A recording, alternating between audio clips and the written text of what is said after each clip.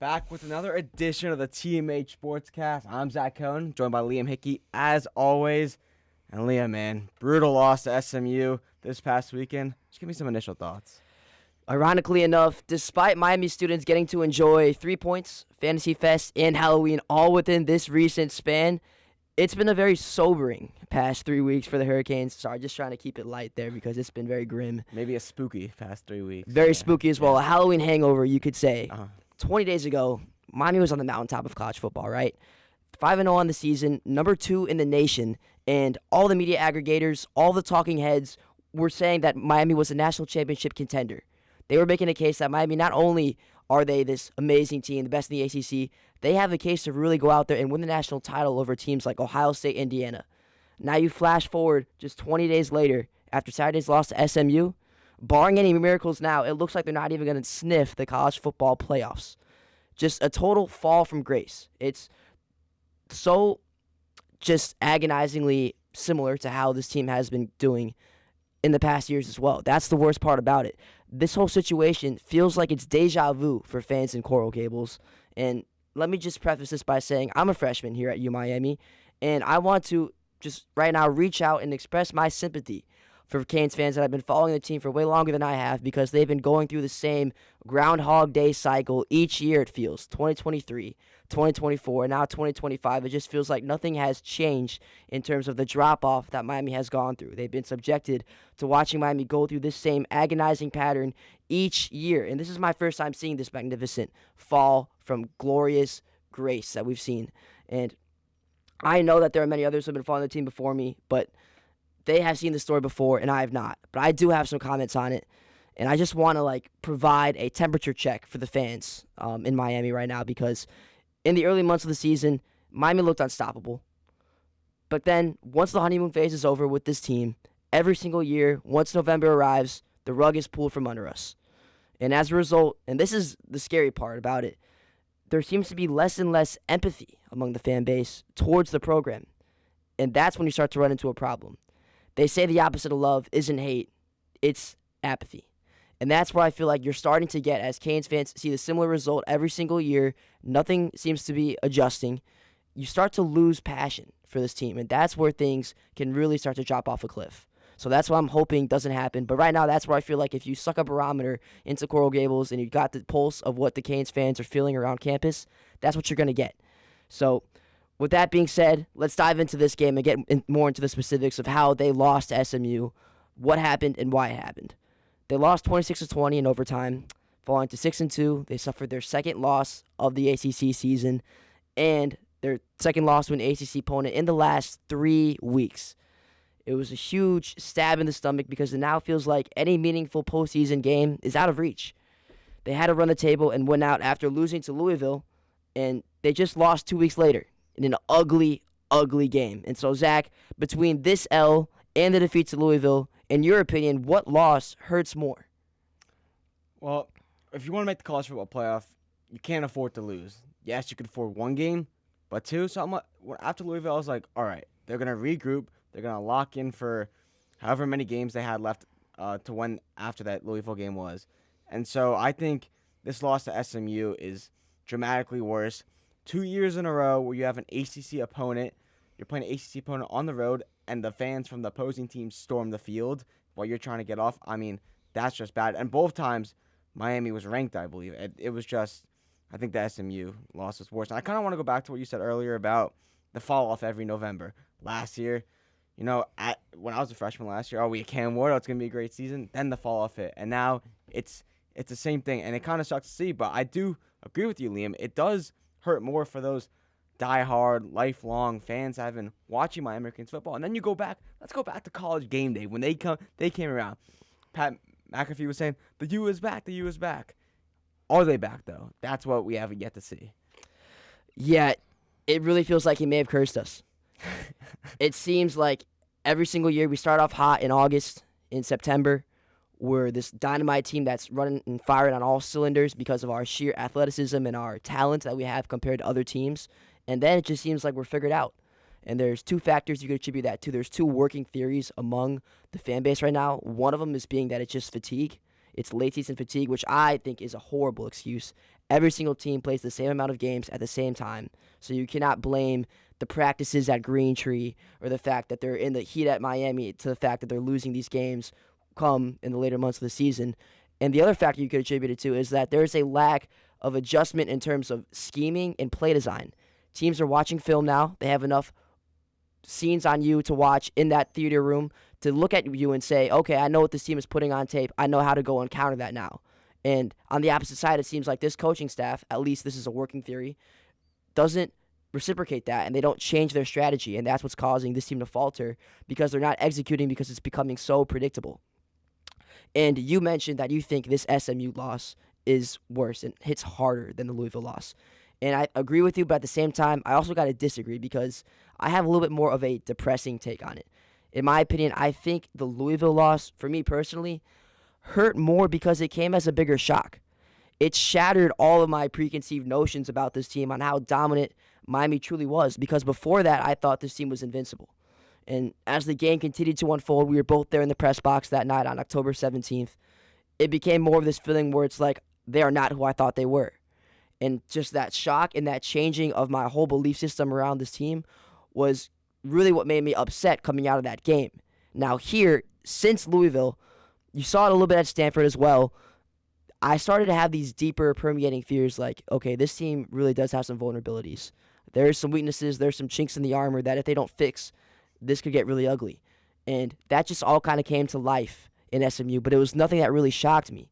It was just something that kind of emerged out of the deep, dark recesses of my mind, like, okay, this is a possibility, and then more and more dread just seemed to wash over me as the game continued on until once they finally lost it in overtime, I was like, okay, yeah, this is just depressing, but this is what I somewhat expected at least. So that's why, because there was no shock factor in this game, it's kind of what made it a little bit more bearable than at Louisville, in my opinion. But with that being said, let's get into this game recap. Because going in, 11 a.m. local time, first game in a year that you're outside the state of Florida, Miami was the most battered and bruised they had been all season up to this point. They had a lot of key guys out. Yeah, I mean, a lot of the key guys are out. And how much does that really affect that? I mean, I don't really know, but you still got to go out there and win regardless. And Liam, before we get into this game recap, I want to go back to what you said about the play calling. You're right. It does feel like it's a screen pass or the deep ball. There's no really in between, no creativeness. Where is that? Those first three quarters against FSU where we saw where Carson Beck was slinging the ball, and there's all these crazy routes to Malachi Tony or C.J. Daniels, who C.J. Daniels was out against SMU, and then we got word that he's going to be out for a few more weeks on Cristobal's Monday press conference. And it's Mark Fletcher Jr. running that same run play that Shannon Dawson is calling. It's very questionable. But Liam, I'll let you go back to the game recap. So yeah, like you mentioned, C.J. Daniels was out. Ahmad Moten, a star on the defensive line, was also out, as well as O.J. Frederic, a starting DB for this team.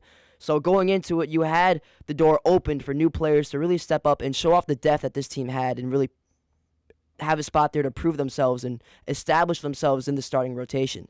And that is what JoJo Trader did, at least at first, right? JoJo Trader was this maybe the most talked about wide receiver for the past couple weeks, just because all of the external factors going into what was happening. He was not receiving any playing time, received very little snaps against Stanford, and people were wondering what's going on with this. He was one of the most hyped up wide receivers, a 5-star prospect.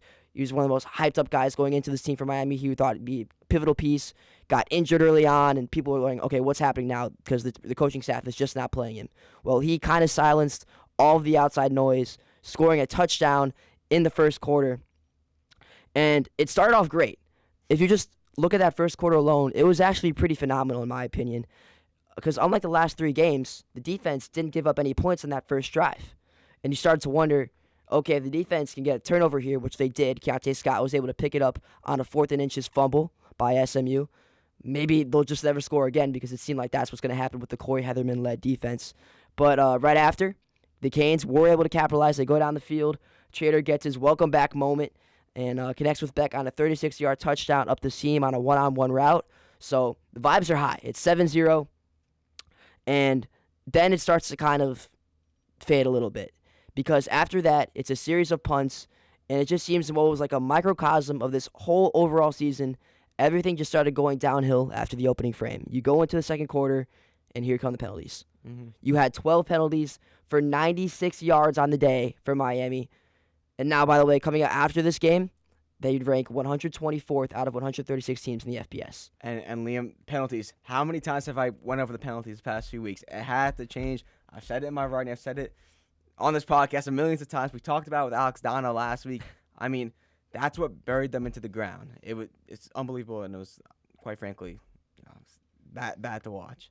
And you start to wonder when it continues to happen week after week after week. Is it on the players? Yes. But is it now also on the coaching staff a little bit for not being able to discipline these guys after consistently trying to get it to be adjusted each and every week? And the fact that nothing has changed, what's going on in practice? There are closed practices going on. The scrimmages are not open to the public. You have referees during these scrimmages, but something is not clicking. And you got to kind of pin a little bit of that, although the players are the ones committing the penalties, not the coaching, not the staff personnel. You still got to pin a little bit of it on Mirabal, on Cristobal, just slightly for not being able to turn this culture around.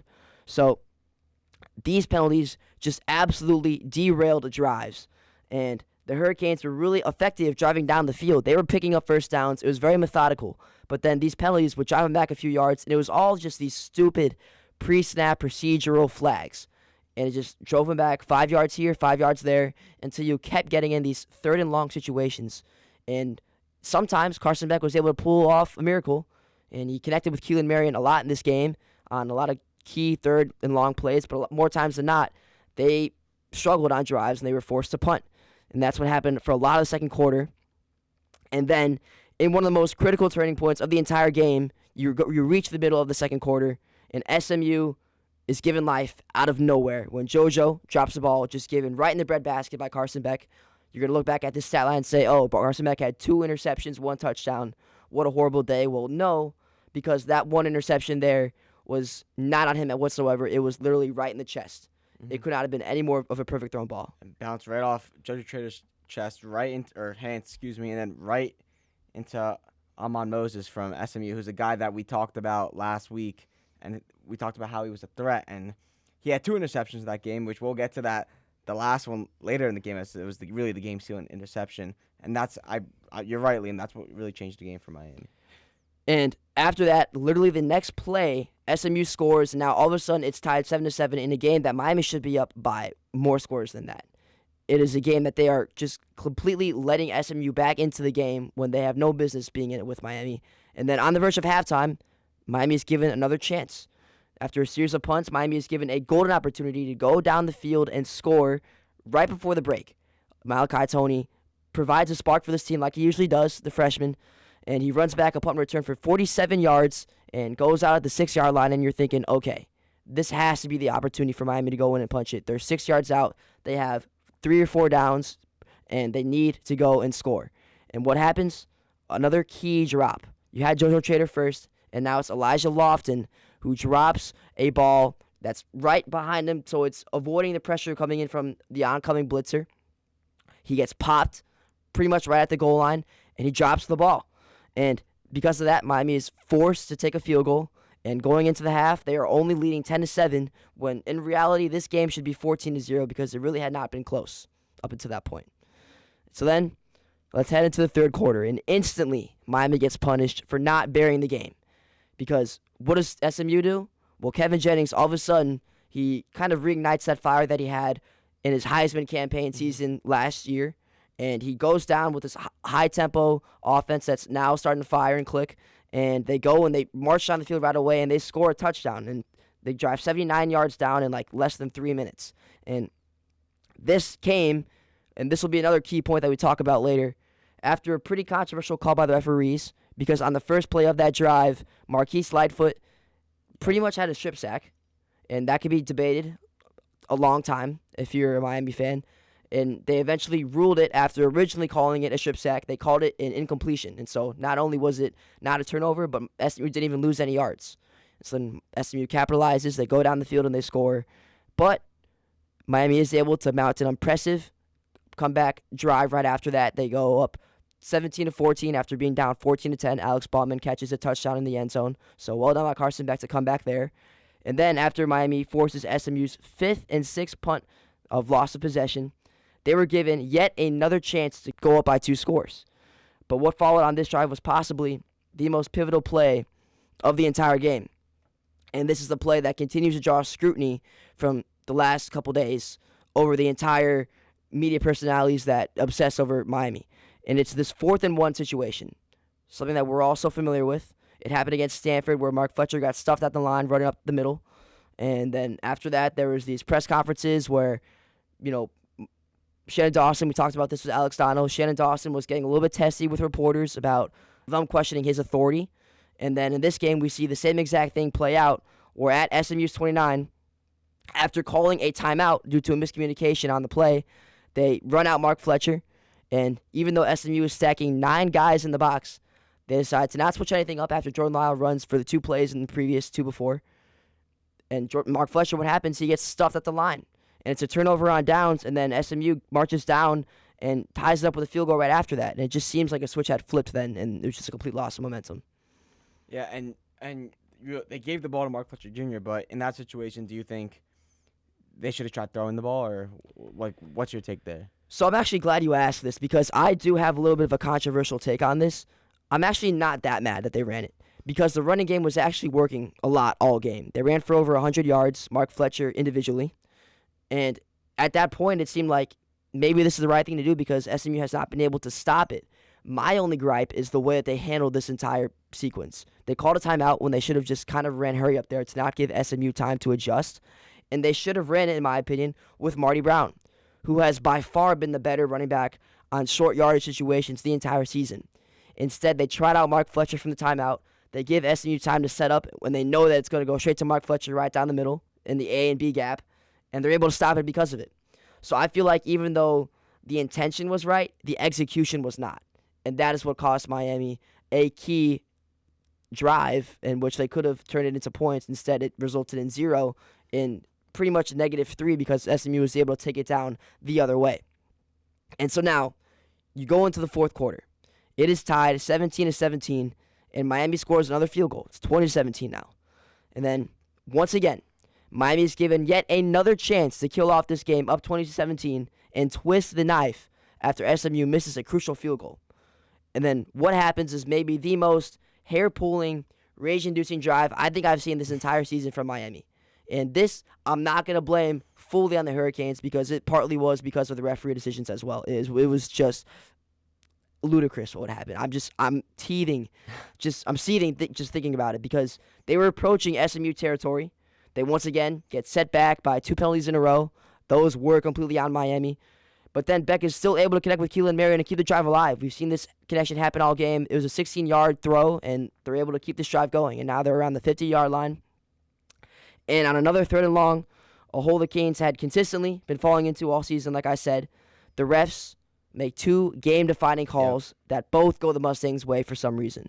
And before we kind of get into this and explode on the refs a little bit and go on a little bit of a tangent, let me just say, you can't leave it in the hands of the refs, especially in the ACC where the ref calling has been just absolutely abysmal all season. Really, in any conference these days, you can't rely on the refs. Yeah, did you see the Vanderbilt 2-point conversion that somehow got ruled correct? That's crazy. It was completely not a successful 2-point conversion, and yet they ruled it even though the ref was literally inches away from seeing it. So yeah, like you said, across the board this season, it has just not been good play calling from the officials. And what we see here is Miami, after just leaving SMU in the game and committing these penalties, which were the main reason why they lost, in my opinion, they leave it in the hands of the ref for them to decide the outcome of this game, and it proves to be fatal because in one play, on another 3rd and long, Carson Beck throws it long to Keelan Marion on a go route. He gets pulled by his jersey, gets tugged, which should be an easy defensive pass interference call. They even replay it, and you could see it in slow motion as well. He's clearly being held on to prevent him from reaching the ball, which is a few yards in front of him. The ref does not call it. And then after that, during the same play, Maui Noah gets called for a holding penalty. After, if you look at it once again on the replay, the guy he's up against clearly just trips, and Maui Noah falls on top of him. And it is not a holding whatsoever. And yet Miami gets backed up again, and they turn it over on 4th down, and it gives SMU a chance. Up 20-17, SMU has another chance, and I'm thinking, oh, no, now it's going to happen. They're going to go either score a touchdown or they're going to score a field goal and tie it up, and that's exactly what happens.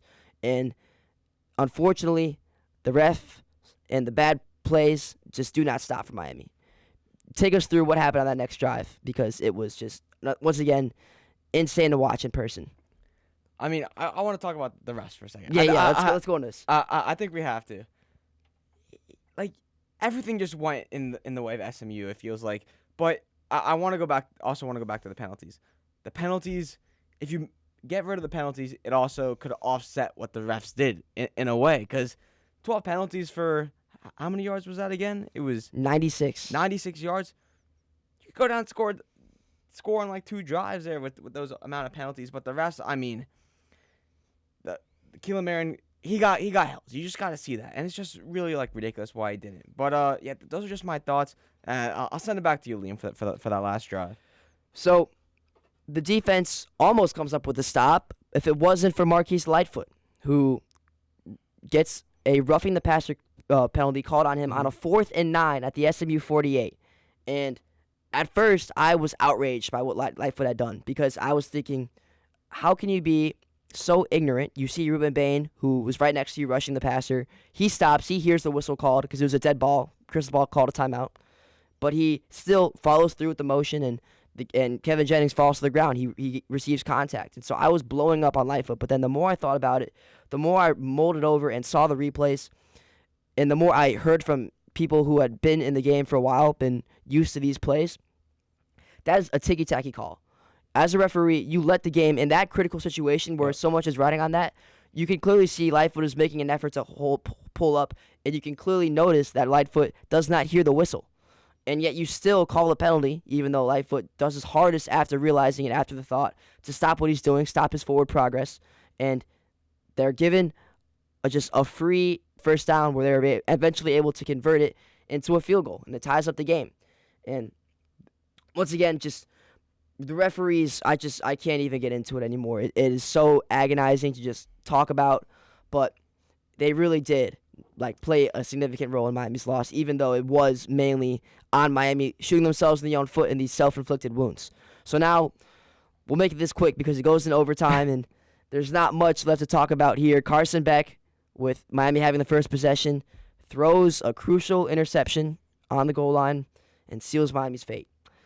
SMU, after that, only needs a score. They're already in the red zone, so at this point, I'm not even really looking anymore, but they run it in, just smash and pound on the ground, and Harden runs it in for a touchdown, and that's the game. They win 26-20. And I believe they ran it all the way to the end zone. In the 4 quarters of the game, they had -2 rushing yards.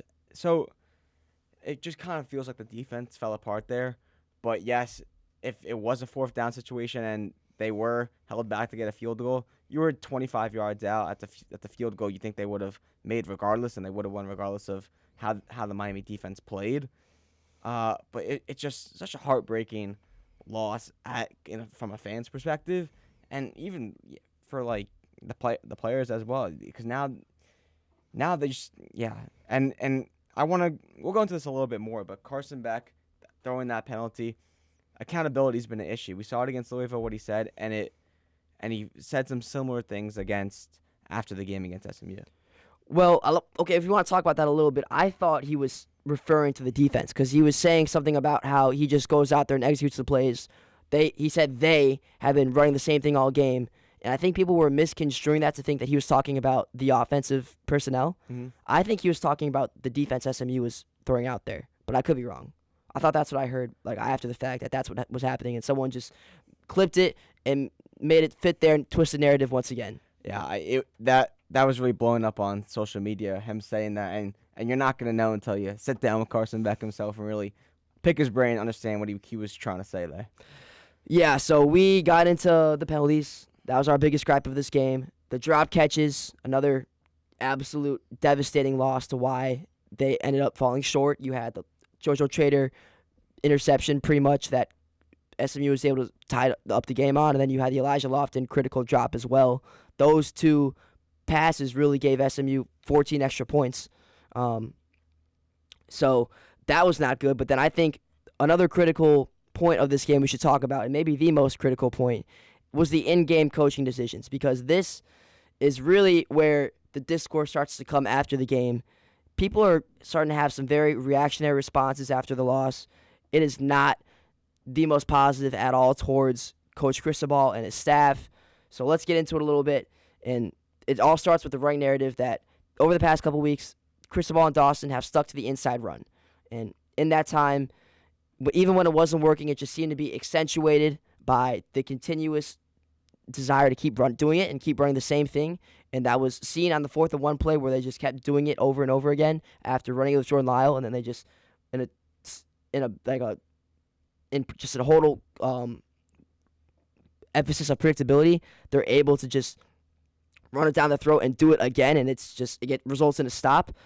Now, I want to say real quick, I already mentioned I'm in the minority when I say I don't mind the play call, but this does tie in with the systematic issue that the coaching personnel's desired play style of opting to eat up time and possession by condensing the game to just short yard gains in which the offense has to battle and take all these 3 downs to get 10 yards. That's not going to work.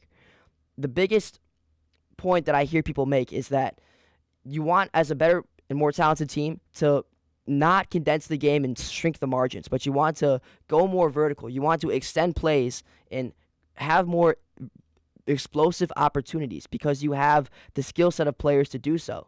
Carson Beck can throw the football. I mean, that's what you got him here for, to throw the football, not throw a little check down pass 5 yards and hope Malachi Tony could beat 3 defenders and score. Let Carson Beck throw. Let Malachi Tony run down the field. Let any receiver run down the field and try to grab that ball. If you look at the stats, Miami had 3 explosive plays. SMU had 7 plays over 20 yards.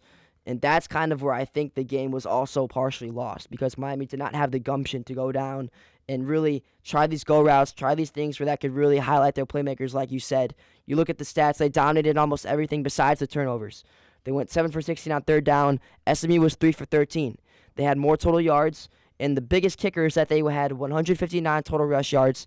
Before overtime, in regulation, the Mustangs had -2. And yet they still somehow were tied 17-17 with Miami going into the 4th quarter. Just absolutely deplorable.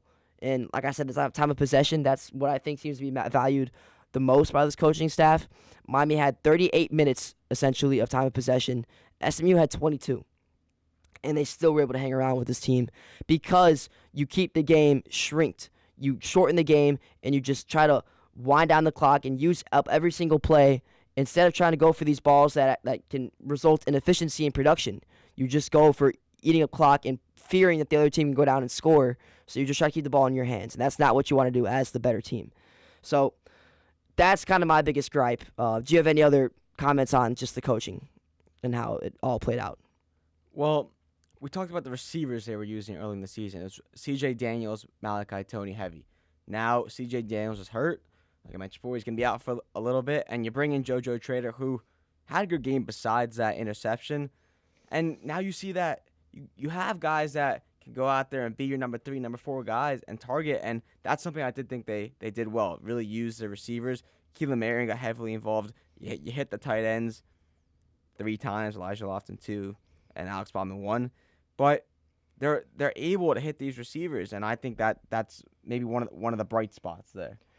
Agree. Yeah, if you look at the stats, the receivers really did step up when C.J. Daniels, one of their main playmakers and their leader in touchdowns on that receiving core, was not there. JoJo Trader had 5 receptions for 81 yards. Keelan Marion had 5 for 77. Malachi Tony had 9 receptions for 70. So you had guys from all different walks going in and making plays, which I liked. But another point that I would like to make is that we talk about how you want to see more vertical plays and you want to see more explosive actions from this Miami offense. And I challenge you to think back to a conversation we had on how we vocalized that we want to see Carson Beck not play hero ball.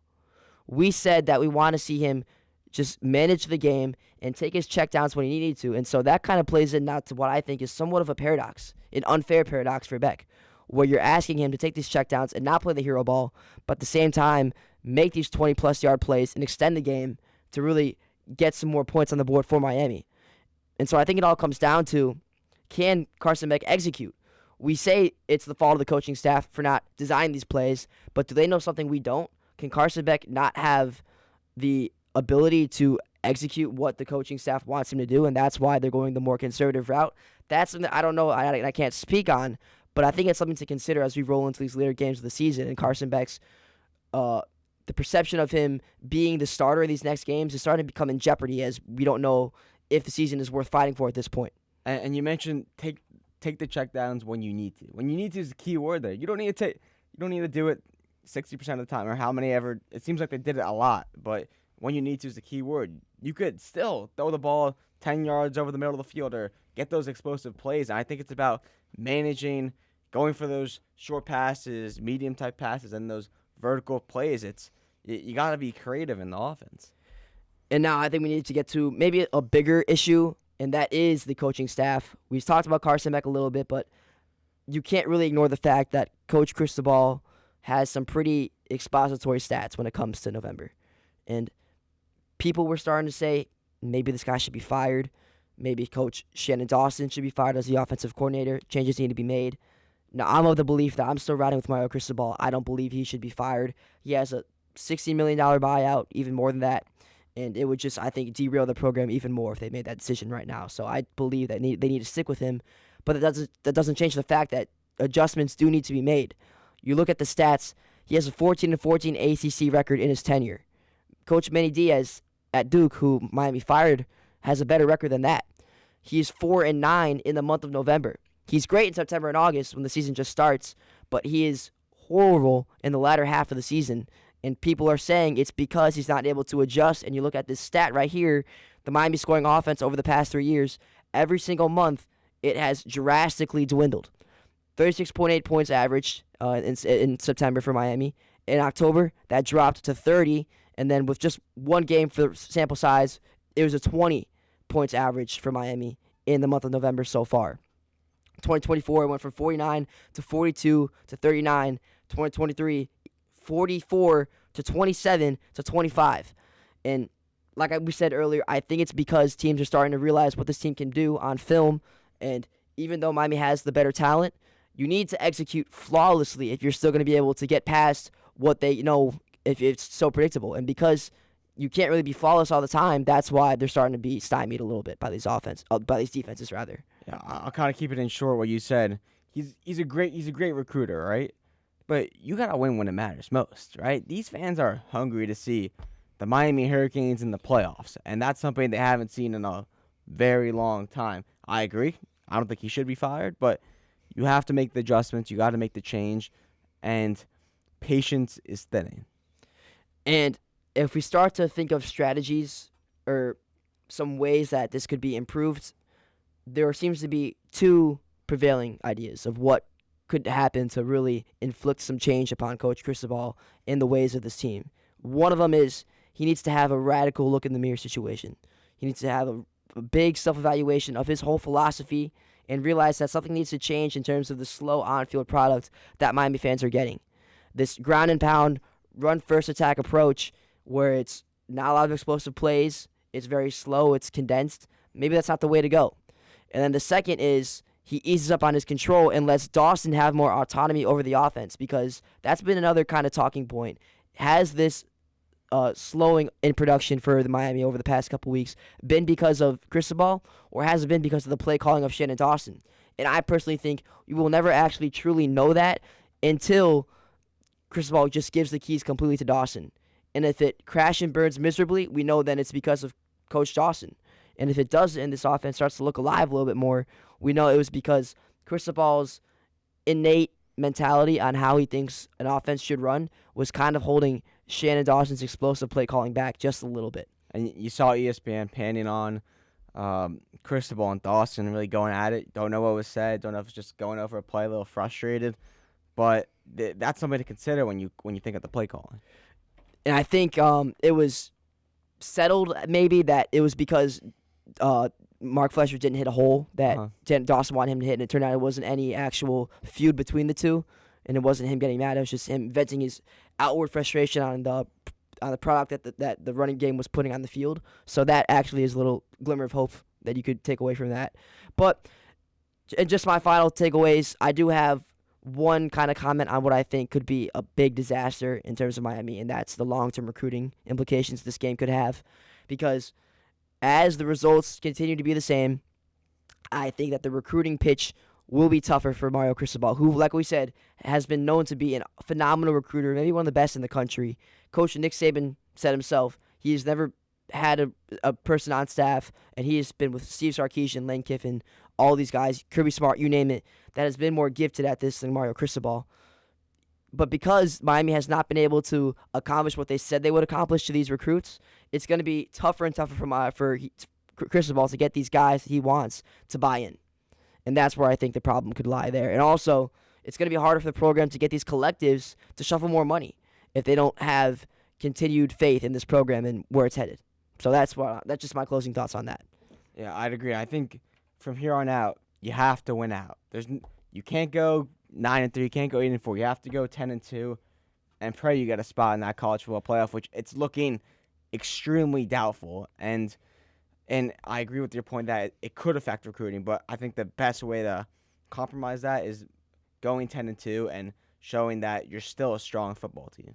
And even then, you're still on the outside looking in, and you need a lot of things to happen that are out of your control. Yeah, I mean, Miami has to win by big margins these next 4 games. But the only way they can do that is by winning the next game in front of them. Uh-huh. And so let's talk about Miami versus Syracuse happening this Saturday at 3:30 for Miami's homecoming game.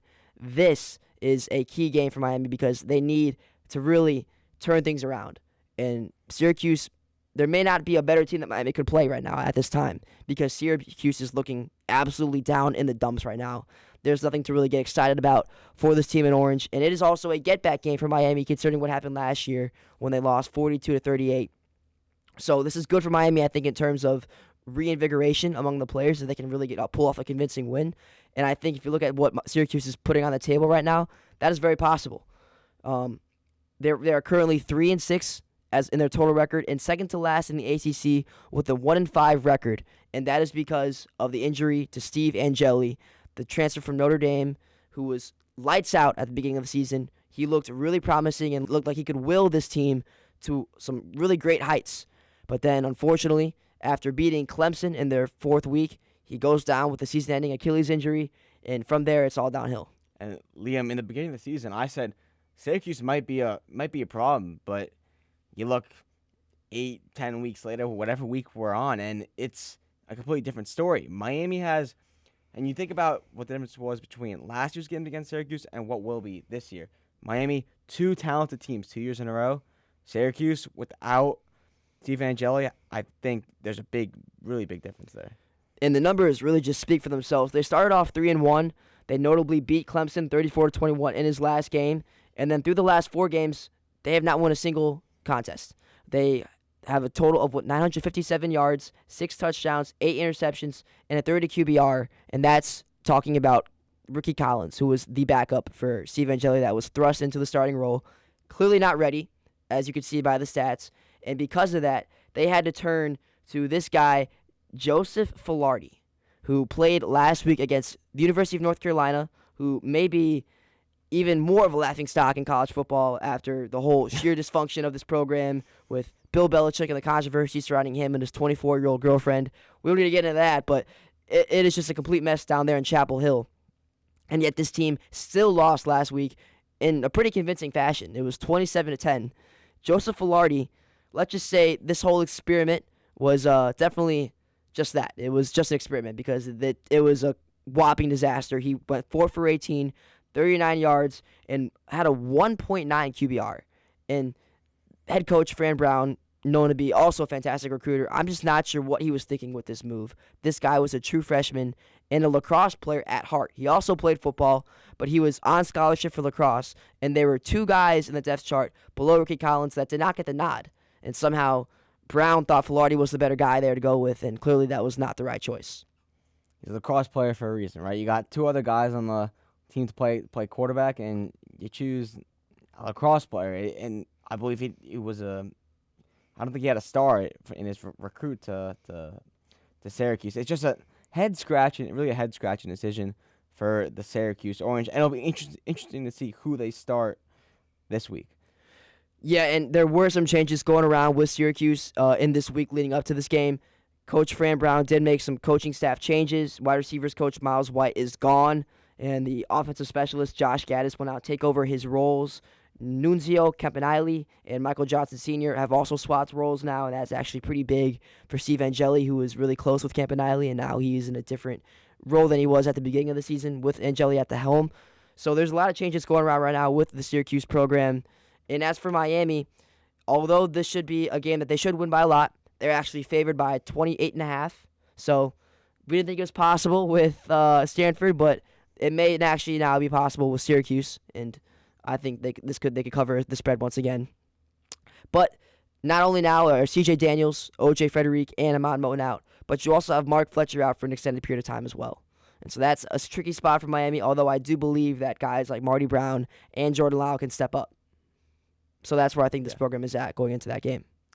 Yeah, it's a really good chance, even for Cristobal mentioned Chris Humphrey and how he can maybe step up in the running back position, and we'll see what if he plays JoJo Trader and all. Yeah, and just some closing thoughts on that. I think if you look at Syracuse and the remaining playmakers that they have left, there's two guys that really come out to mind. It's Yassine Willis, who was their leading rusher. He's averaging 4.3 yards per carry on the season, and they'll probably go with him a lot. They're definitely going to pound the rock this game because the quarterback play has been horrific. And also they have Jonte Cook, a wide receiver transfer, who I don't think will probably be that effective. His stats in the ACC compared to the rest of the receivers in the league are not that great, but he will be probably the number one guy, and it remains to be seen if he will have any sort of impact on the game. Yeah, agreed. And Liam, anything else before we go into our interview, or are you guys go with a prediction here? Just that, sure, a prediction. This is on the spot right here, but I will say 40-10. I think that Miami should win this in convincing fashion, and although the season may already be on life support, you need to find some spot to get off the mat at least. I think this is the game where they can get some momentum going finally, once again. What about you? I'm going to go 38-10, right under 40. I think it's an offensive domination from Miami. The defense continues to step up. That's all the time we have for right now, but we'll be back in just a few minutes with Aidan Stepansky from the Daily Orange, the Syracuse student-run newspaper. Welcome back to TMH Sportscast. We're joined by Aidan Stepansky from the Daily Orange, the Syracuse's student-run newspaper. Aiden, happy to have you along. Yeah, appreciate the time. Excited to see this matchup this weekend. Yeah, and I'm hoping we can get a good revenge game going here for Miami. And it's been a pretty calamitous year for the Orange after coming into the season with a lot of optimism. You guys just finished off a 9-3 season last year. Biggest upset in program, or biggest comeback in program history off of the heels of that Miami win, 42-38. And Steve Angeli looks like he's going to light the world on fire. Has an incredible first 4 weeks, but then all of a sudden, the season starts to derail after that win versus Clemson. Angeli suffers a season-ending Achilles injury. And so right now, it looks like this team is not what it was at the beginning of the season. So coming from you, what is your honest evaluation of where this team stands right now as a program? Yeah, as a program, I think this team is still set up for the future. I think, Steve Angeli has at least 1 year left and probably two when he gets a medical red shirt. The recruiting is as good as it has ever been for Syracuse. Fran Brown's lit that side of the world up. But if you're looking at the present day and just week by week, this team is all but I guess you could say the nail's been in the coffin for a few weeks now.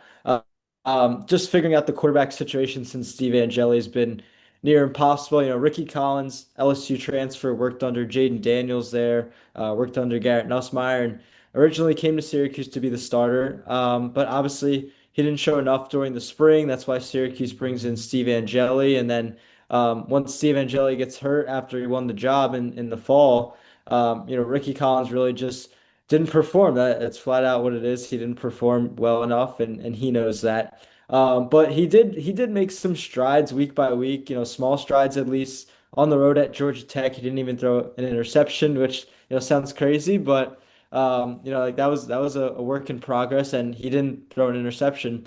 But then Fran Brown and the staff decided to change quarterbacks once again, and they sent in a true freshman walk-on who's actually a four-star men's lacrosse recruit at Syracuse. So obviously, the lacrosse team very good here, Final Four last year, and he is someone who's kind of coming to Syracuse to help them, but he walks onto the football team and, wins out the week and he gets an opportunity and let's just say it just didn't go well. He had 4 completions, 39 passing yards, just not what you want to see from your quarterback. So it's going to be an open competition this week. We got to talk to all 3 of the quarterbacks on Tuesday night at our weekly media.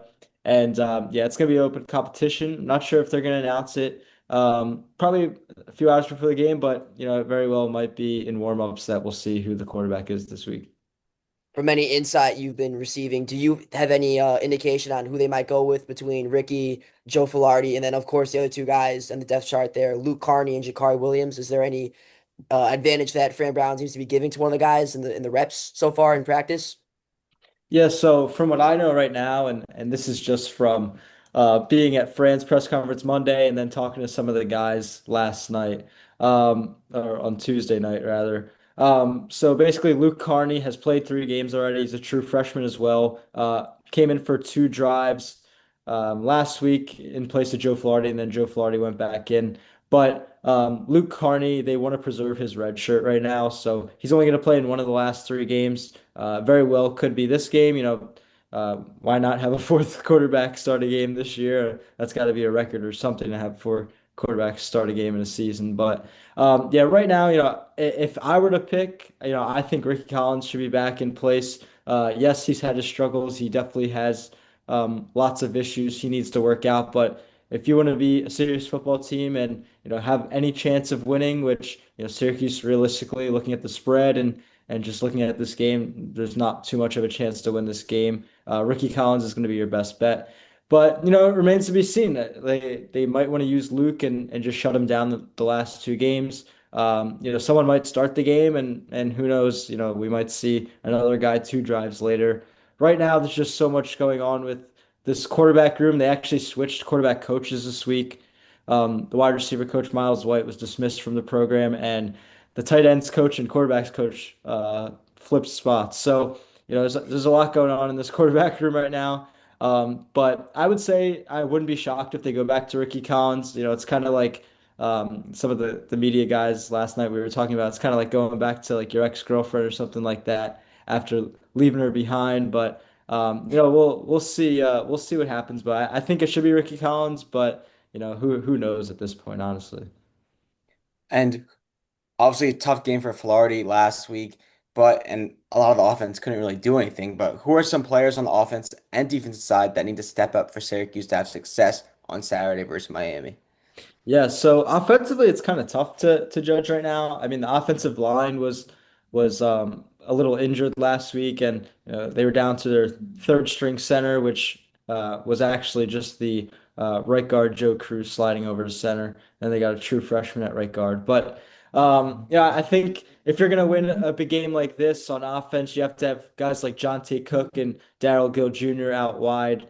Both of those guys have to step up big time, but right now it's hard. It's hard to blame the receivers when your quarterback position is in limbo. But if those guys have big games, Syracuse will have a big game. Also, I know Miami very good at stopping the run, but Yasin Willis at running back, if they can get him going a little bit, that could take some pressure off whoever's under center.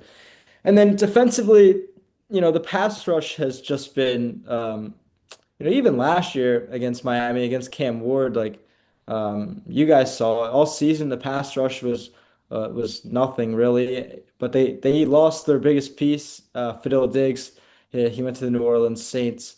So losing him just maximized that issue. They really didn't do too much this offseason to improve it. They actually lost Marad Watson in the spring transfer portal as well to Texas, interior tackle there. So the pass rush, there's just no pass rush whatsoever. If someone were to pass to be a good pass rusher, it'd be Kevin Jobity Jr. He's had a few good games this year. Also defensively, the defensive backs are pretty good. The 17-year-old Demetrius Samuel, who's returning to his home state this weekend. You got Chris Peel, Georgia transfer at cornerback as well, and then safeties, experienced guys, Devin Grant, Deuce Chestnut. So if I were to pick any of those guys to stick out, Devin Grant usually performs best in the biggest moments. I could see Demetrius Samuel, a little homecoming, having a big game as well. But like I said earlier, just being realistic about this game, Syracuse needs a lot of things to go its way, especially with the offense looking the way it is. So if there were to be, maybe two or three turnovers in this game, then it could flip the switch. But we'll see what that looks like. Two different years for Fran Brown's team's 2024, much better than what's going now. What is your opinion on Fran Brown's effectiveness as a head coach? Yeah, it's interesting. I don't think there's any denying that Fran Brown is the right guy for this job at Syracuse, Northeast guy. I worked on a story this past spring about his scouting director, Aaron Minichi. He's kind of been his right-hand man since or actually since Temple when Aaron was a recruiting intern, and then going to Rutgers together and going to Georgia together, and now at Syracuse. And both of those two together have just been plotting on a big Northeast job for years. So obviously that Penn State job is open and people love to point at that, but I really would be surprised if Fran Brown left Syracuse at this point right now. And Syracuse would be in a very, very bad place if Fran Brown were to not be its head coach next year. Because even though this year, the record, you can look at the record, you can look at all the numbers, and obviously it hasn't gone their way, but Fran Brown did produce a 10-win season. That doesn't happen at Syracuse a lot. The recruiting, you look at the rankings, whether you want to look at On3, 24/7 Sports is what I usually look at. Whatever you want to look at, 2026 class is tremendous, especially out of Florida, which is pretty interesting that they're playing in Florida this week. I think it's the first game that Fran has coached in Florida since he took over at Syracuse. So, he's got three top 60 prospects in the state of Florida in the 2026 class committed to him to come to Syracuse. He's got guys already, especially from Miami Northwestern with, Calvin Russell, five-star recruit. You got a few other names. Boobie Johnson is a freshman receiver right now. So there's a bunch of things to look forward to. But what we've really learned this year is Fran Brown's not invincible. There were some times, especially I would say after that Clemson game, that you look at what he's done through. I guess it was 17 games at that point. He truly looked invincible. He looked like, he went down to Death Valley, first win in Death Valley ever for Syracuse.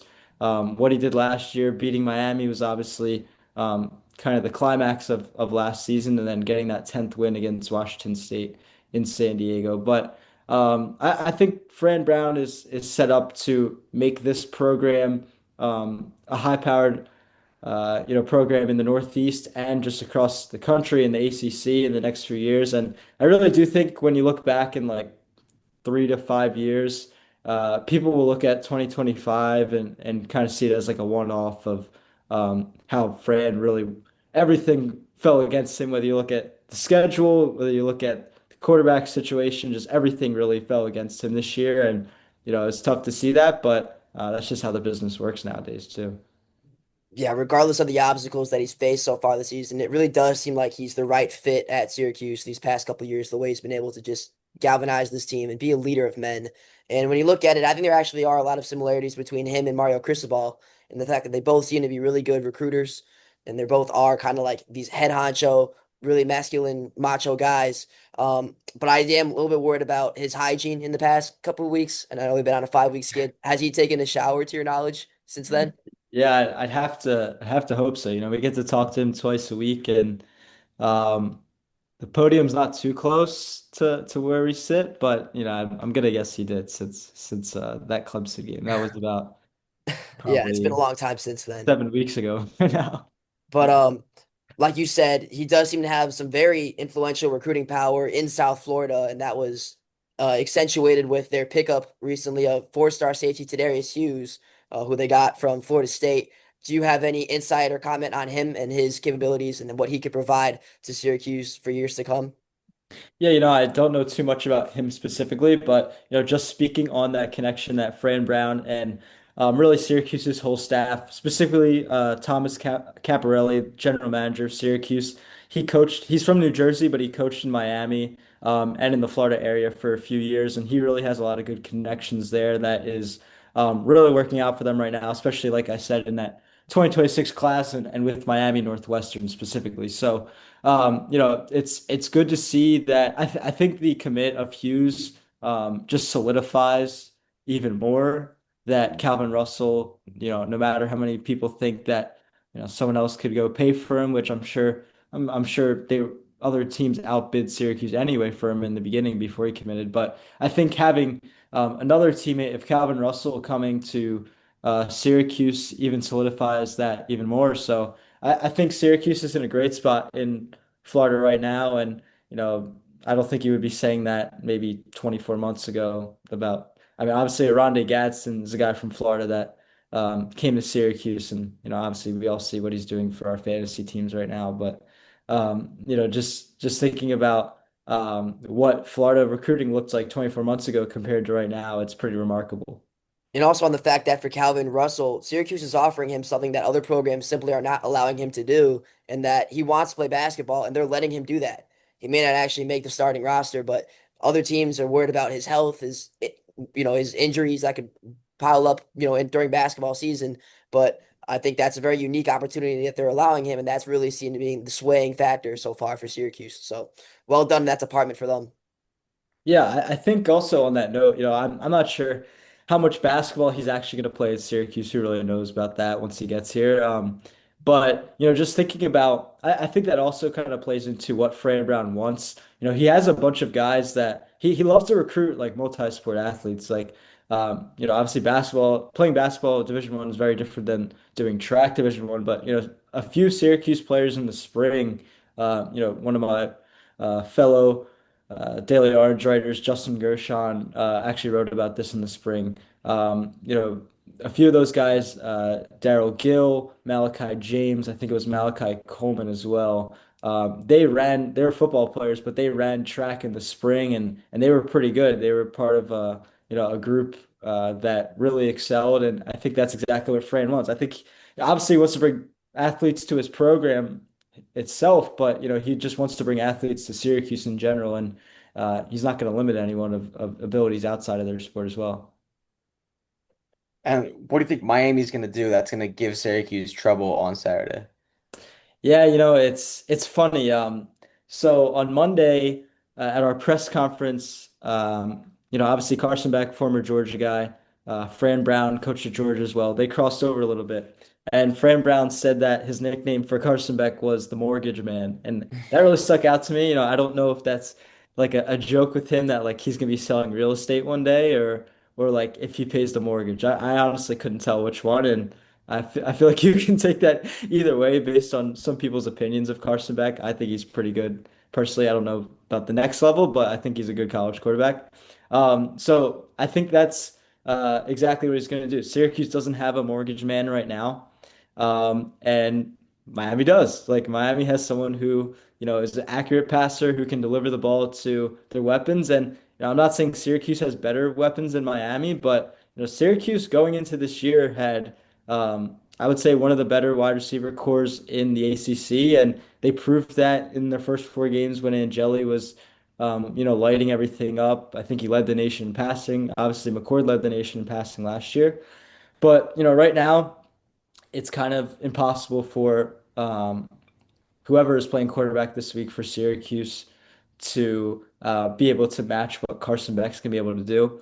And if Syracuse does try to, take some pressure off of whoever's at quarterback, I think it's going to be, like I said, Miami can stop the run. So, like, you can't really just run through them and try to pass the ball 10 times. It's not going to work. And then defensively, Syracuse's pass rush has given everyone all day to pass. They just allowed Haynes King and Gio Lopez. I think they were both over 78%. I think Haynes King might have been over 80% 2 weeks ago when we were down there in Atlanta covering that game. So if those guys can do that, and Haynes King's a great quarterback, but Gio Lopez, if he can get to 78%, I'm pretty sure Carson Beck's leading the ACC in completion percentage right now at like 72 or 73. So if Gio Lopez can do that, I can only imagine what Carson Beck's going to be able to do. I think it's safe to say that's going to be an uphill battle if Syracuse wants to try to pull something miraculous like up and like win the game. But with that, what do you think the score prediction will be for the game on Saturday? Yeah, I gotta find this right now because we do our beat writer prediction.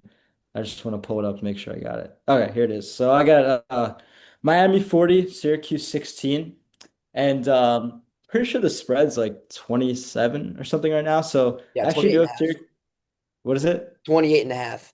20. Okay, so it went up Yeah. in the 2 days since I looked at it. That makes sense actually.